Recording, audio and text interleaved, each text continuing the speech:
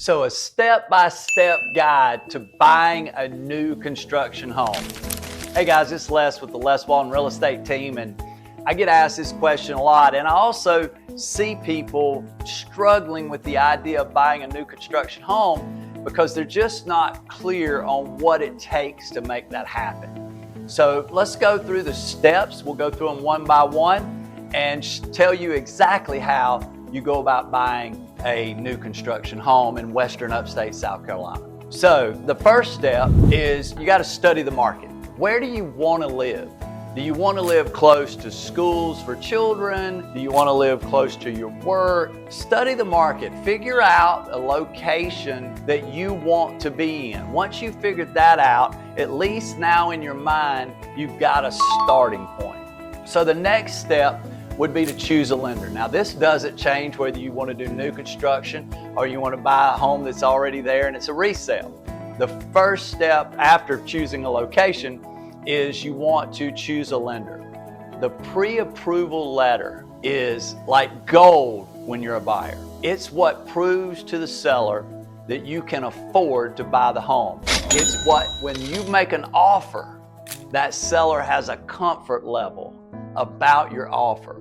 What you're trying to do is get the seller not only into the offer, but knowing that they will get all the way to the closing table. And so that pre-approval letter is awesome. So pick a lender and get pre-approved.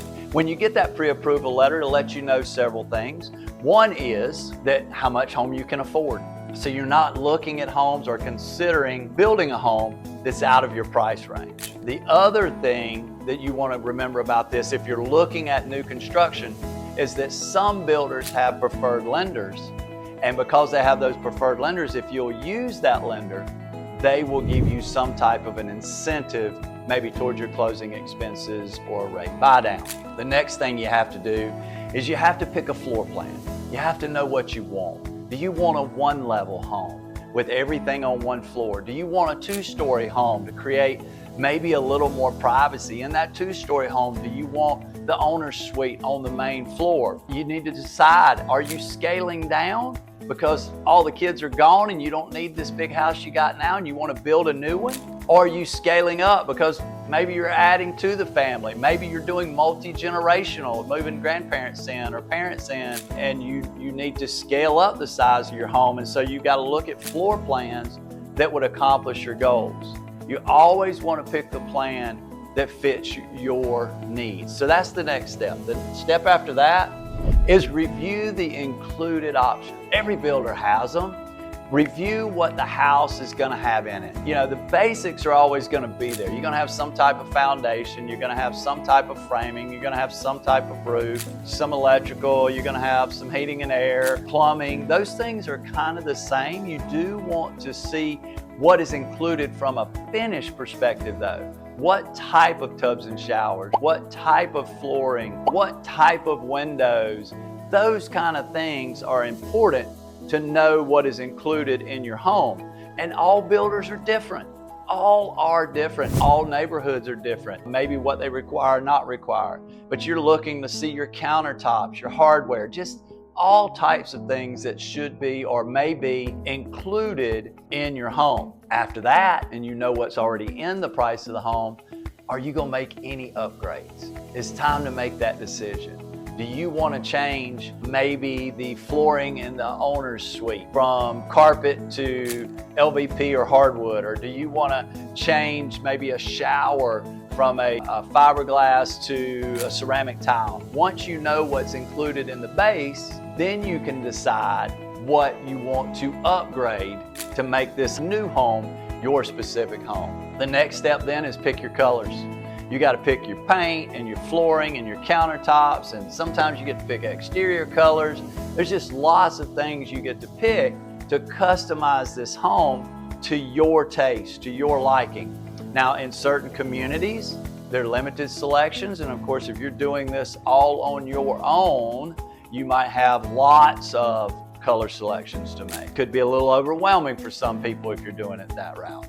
So after you've made all the color selections, now it's time to write the contract or write your contract with the builder and review that contract to make sure that everything that you have discussed and want in your home is in that contract, because that's how the builder's going to build it. That's what they're going to go by. That's their step-by-step plan, the contract and the specifications.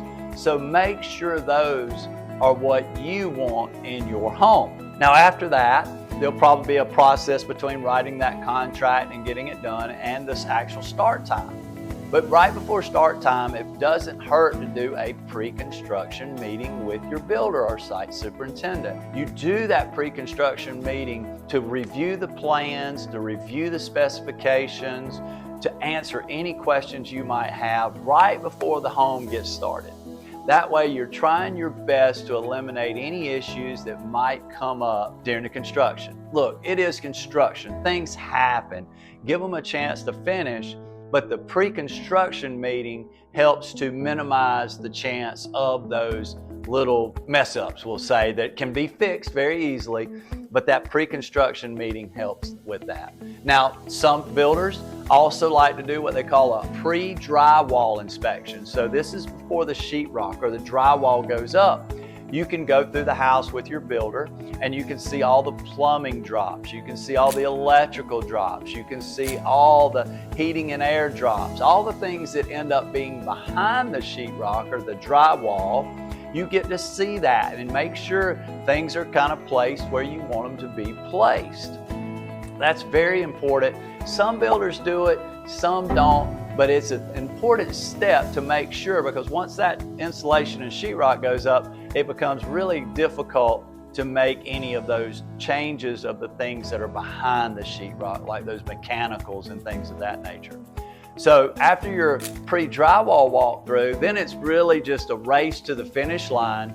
And just before the home is finished, it's probably finished and you're ready to go close on the property and move in and make this your new home.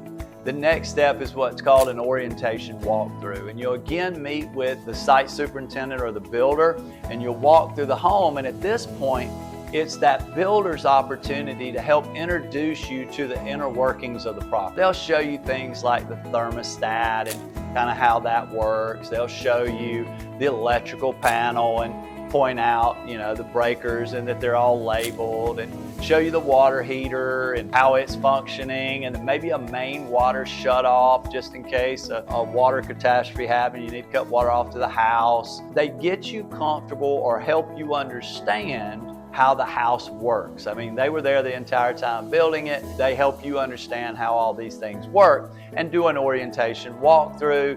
You make sure at the same time everything is what you thought it was going to be, and then you're off to the closing table, and it's your home and the place that you're going to make memories.